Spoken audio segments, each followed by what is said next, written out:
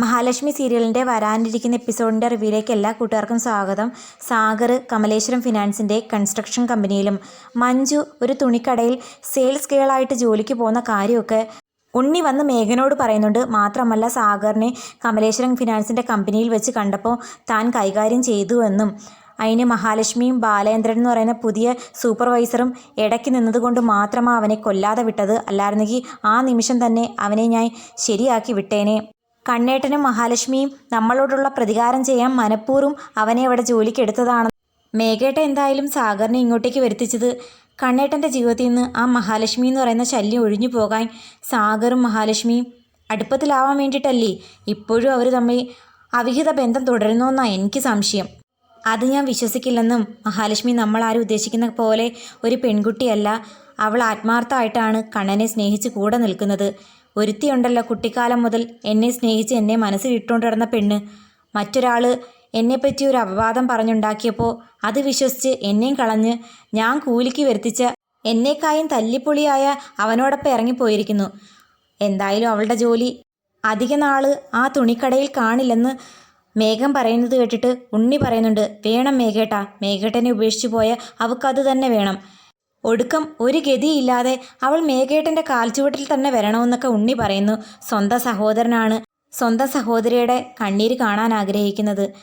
മേഘനാഥൻ കൊള്ളരാത്ത ഒരാളാണെന്ന് മറ്റാരേക്കായും ഉണ്ണിക്കും അറിയാം.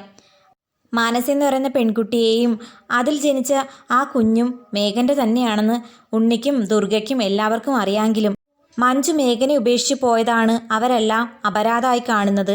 ശരിക്കും പറഞ്ഞാൽ മഞ്ജു മറ്റാരുടെയും സ്വത്തും പണവും മോഹിക്കാതെ അധ്വാനിച്ച് ജീവിക്കണം എന്ന താല്പര്യത്തോടെ ജീവിക്കുന്ന അവളെ പിന്തുടർന്ന് വേട്ടയാടുവാണ് മേഘനാഥനും സ്വന്തം സഹോദരനും അമ്മയും എല്ലാവരും. മേഘനാഥൻ പറയുന്നു, ആ തുണിക്കടയിലെ മാനേജർ എൻ്റെ ഒരു പരിചയക്കാരനാ. അയാളോട് ഞാനൊരു വാക്ക് പറയാത്ത പാടേ ഉള്ളൂ അവളുടെ ജോലി അവിടുന്ന് പോവാൻ. അവളിനി അധിക നാൾ ആ കടയിൽ ജോലിക്ക് പോകില്ല. അങ്ങനെ മഞ്ജു ജോലി ചെയ്യുന്ന തുണിക്കടയിലെ മാനേജറിനെ നമ്മുടെ മേഘനാഥൻ വന്ന് കാണുന്നുണ്ട്.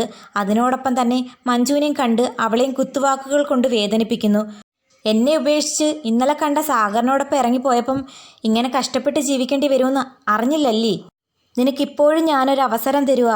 അവനെ ഉപേക്ഷിച്ച് എന്നോടൊപ്പം വരാനുണ്ടെങ്കിൽ മഹാറാണിയെപ്പോലെ നിന്നെ ഞാൻ വാഴിക്കും. എൻ്റെ കണ്ണേട്ടൻ്റെ മുതൽ കൊണ്ട് മഹാറാണിയെപ്പോലെ ജീവിക്കേണ്ട ആവശ്യം എനിക്കില്ല. അധ്വാനിച്ച് ജീവിക്കാൻ മനസ്സുള്ളവരാ ഞാനും സാഗരേട്ടനൊക്കെ. കൊന്നും പറ്റിച്ചും വെട്ടിച്ചും ജീവിക്കുന്ന തന്നെപ്പോലുള്ള ആളുകളെ വെച്ച് നോക്കുമ്പം എന്തുകൊണ്ട് ഭേദമാണ് എൻ്റെ സാഗരേട്ടൻ. എൻ്റെ ജീവിതത്തിൽ ഞാൻ സന്തോഷവതിയാണെന്നൊക്കെ പറയുമ്പോൾ ഇപ്പോഴും നിൻ്റെ അഹങ്കാരത്തിനൊരു കുറവും ഇല്ലല്ലേ. കാണിച്ചു തരാമെന്ന് പറഞ്ഞ് മേഘൻ അങ്ങ് പോകുന്നുണ്ട്. മേഘനാഥൻ നേരെ മാനേജറിൻ്റെ റൂമിലേക്ക് കയറി പോകുന്നത് കണ്ടിട്ട് മഞ്ജുവിന് നല്ല പേടിയാകുന്നു.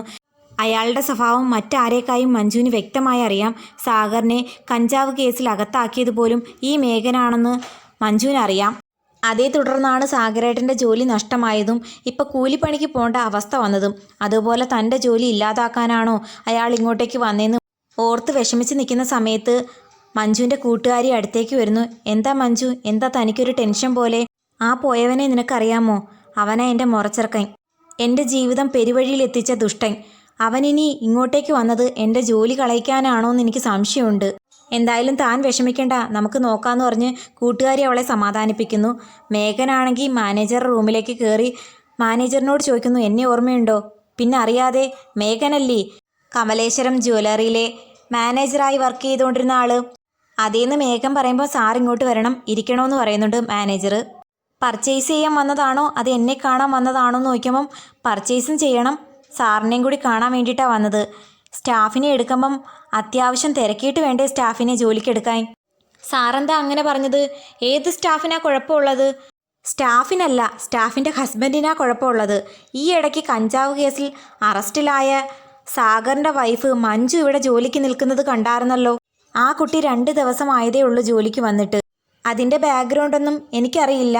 ഇവിടെ നിൽക്കുന്ന ഒരു സ്റ്റാഫാണ് ആ കുട്ടിയെ പരിചയപ്പെടുത്തിയതും ഇങ്ങോട്ടേക്ക് ജോലിക്ക് വിളിച്ചുകൊണ്ട് വന്നതും. സാറെന്തായാലും കാര്യങ്ങൾ പറഞ്ഞത് നന്നായി. നമ്മുടെ സ്ഥാപനത്തിന് ചീത്തപ്പേരുണ്ടായേനെ. ഇന്ന് തന്നെ ആ പെൺകുട്ടിയെ ജോലിയിൽ നിന്ന് പുറത്താക്കുന്നതായിരിക്കും നിങ്ങളുടെ സ്ഥാപനത്തിന് നല്ലത്. അല്ലെങ്കിൽ ഇവിടെയും വല്ല കഞ്ചാവും കാണും കൊണ്ടൊന്ന് മറച്ചു വെച്ചിട്ട് പോലീസും കാണും വന്ന് പിടിച്ചു കഴിഞ്ഞാൽ അതോടെ തീരും സ്ഥാപനത്തിൻ്റെ സൽപ്പേര്. അങ്ങനെ മേഘനാഥൻ്റെ വാക്ക് കേട്ടിട്ട് മാനേജർ മഞ്ജുവിന് കൊടുത്ത ജോലിയിൽ നിന്ന് പുറത്താക്കുന്നുണ്ട്. മേഘനും ഉണ്ണിയും ദുർഗയൊക്കെ പിന്തുടർന്ന് സാഗറിനെയും മഞ്ജുവിനെയും ദ്രോഹിക്കുമ്പോൾ എന്തായാലും കണ്ണനും മഹാലക്ഷ്മിക്കും അത് കണ്ടുകൊണ്ടിരിക്കാനാകില്ല. അവരെന്തായാലും ഇവരെ സഹായിക്കാൻ വരുമെന്നുള്ള കാര്യത്തിൽ സംശയവും ഇല്ല. വരാൻ പോകുന്ന ഈ കിടിലൻ എപ്പിസോഡുകൾക്കായി കാത്തിരിക്കാം.